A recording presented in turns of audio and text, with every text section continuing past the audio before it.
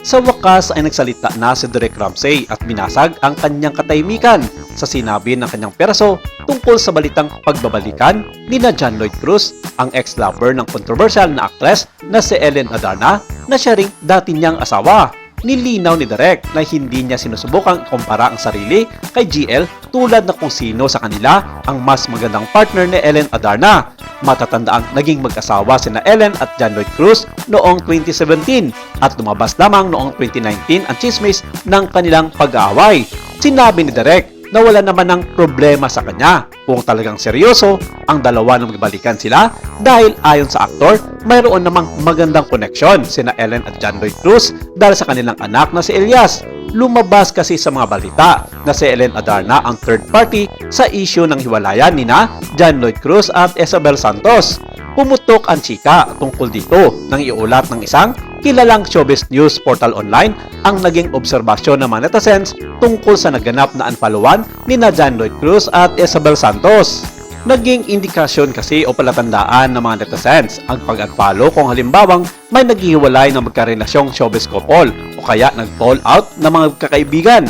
Matatandaang nagsisimula ang low-key relationship ni na John Lloyd Cruz at Isabel Santos noong 2021. Ayon sa showbiz columnist na si Christopher Min noon, ang jowa ng aktor ay apo ng award-winning cartoonist, illustrator at fine arts painter na si Mauro Malang Santos na isa ring pintor.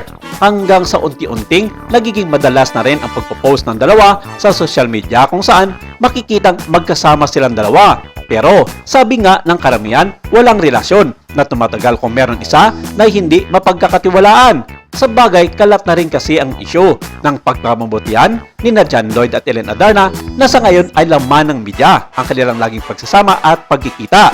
Na bagay namang kinamurba ito ng karamihan na nagkabalikan na nga ang dalawa. Nilinaw pa ito ng mga batikang showbiz columnist at vlogger na sina Ogie Diaz at Christopher Min sa kanilang mga programa sa YouTube na si Ellen nga ang tinutukoy ng lahat na third party sa hiwalayang John Lloyd Cruz at Isabel Santos.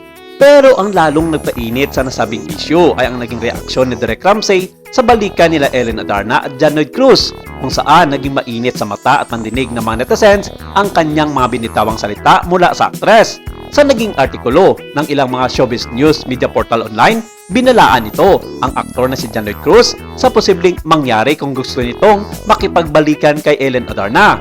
Alam naman daw na lahat na walang trabaho si Ellen sa ngayon at malaki ang posibilidad na magiging pabigat lamang ito sa buhay na kanilang tatahakin. Ayon pa kay Derek, siya mismo ay nakaranas ng mga ganitong sitwasyon sa aktres. Sa naging issue noon sa kanila, ipinapakita ng mga source na plano ni Derek na manatili sa kanya ang custody ng kanilang anak.